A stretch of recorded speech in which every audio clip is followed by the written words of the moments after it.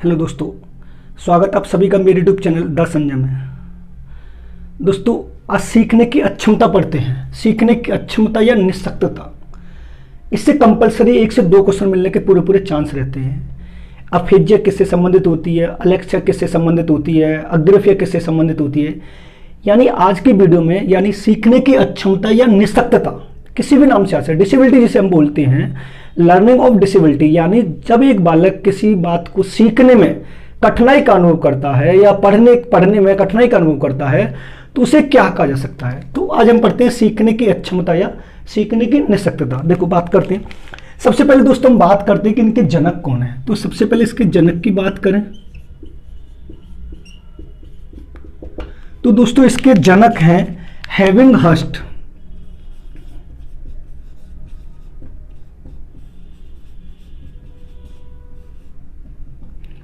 इसके जनक कौन है दोस्तों? हेविंगहर्स्ट। अब सबसे पहले चलते हैं किस किस रूप में किस में होती है। तो सबसे पहले दोस्तों हम बात करते हैं मौखिक की।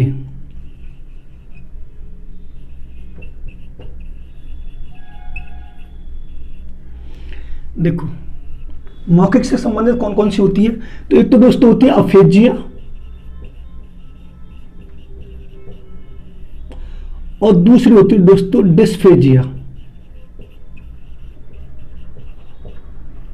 ठीक है दोस्तों, यानी एक होती है अफेजिया और दूसरी होती है डिस्फेजिया। अब दोस्तों दूसरी की बात करें हम तो लेखन से संबंधित चलेंगे। तो एक होती है अग्रेफिया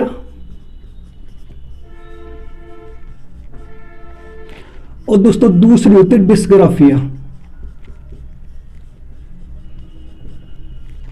दूसरी कौन सी होती है? डिस्ग्राफिया। अब दोस्तों तीसरी चलेंगे पढ़ने से संबंधित। तो एक होती है अलेक्सिया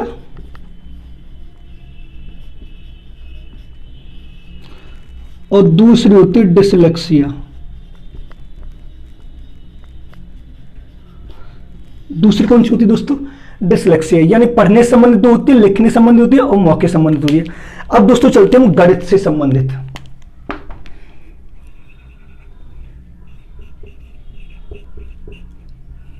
देखो, गणित से संबंधित कौन कौन सी होती है दोस्तों? एक होती है verbal, dyscalculia,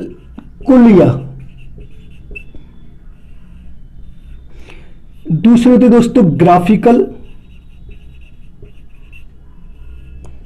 dyscalculia,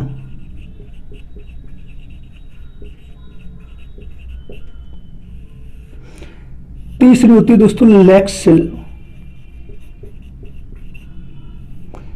dyscalculia.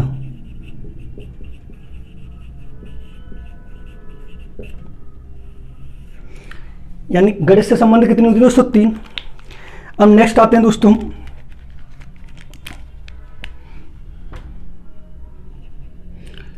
Dysthymia.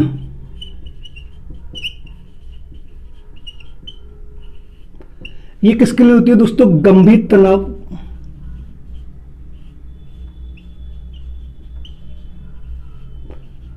या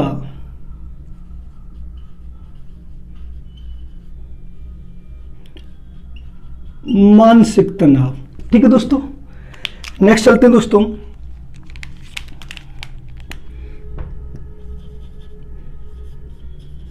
अनेक्सिया। ये होती है दोस्तों सांस लेने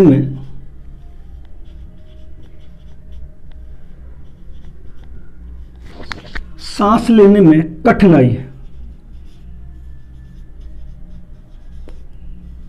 ये कौन सी होती है दोस्तों? सांस लेने में कठिनाई। अब चलते हैं दोस्तों डिस्मोर्फिया।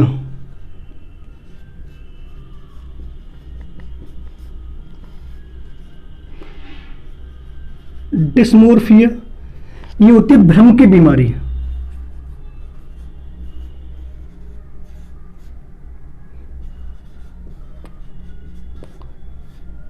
ये कौन सी होती है दोस्तों?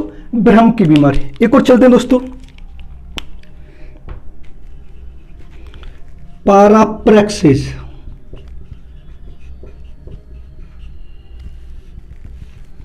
ये होती है दोस्तों भूलने की बीमारी।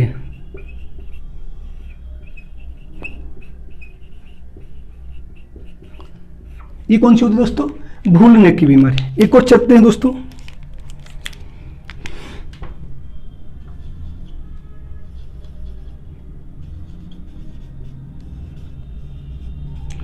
क्वाड्रिप्लेगिया। ये होती है दोस्तों पूरा शरीर प्रभावित।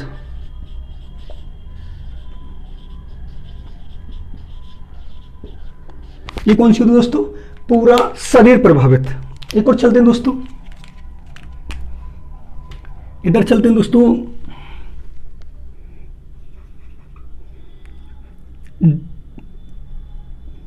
अप्रेक्सिया।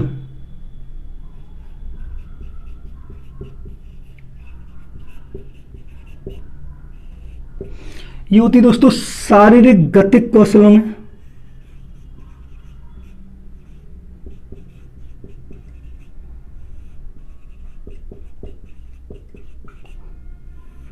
जैसे व्यायाम, सर्कस, नृत्य। ठीक है दोस्तों, एक और चलते हैं दोस्तों इधर,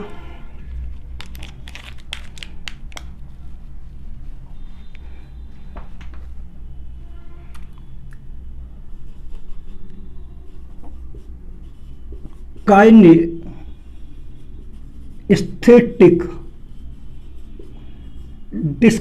डिसलेक्सिया।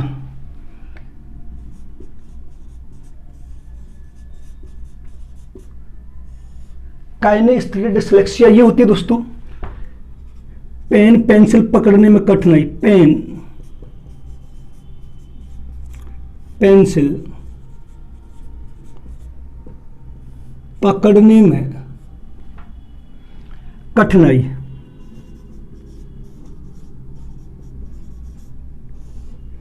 देखो दोस्तों ये बहुत सारी हैं, यानी इतनी में से कम 1 से 2 क्वेश्चन बनने के पूरे पूरे चांस रहते हैं। यानी सीखने की अक्षमता किसे कहते हैं? देखो सबसे पहले सीखने की अक्षमता या निःशक्तता बात एक ही है।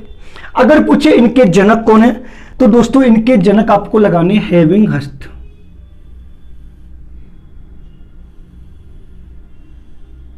कौन लगाने दोस्तों? हैविंग हस्ट।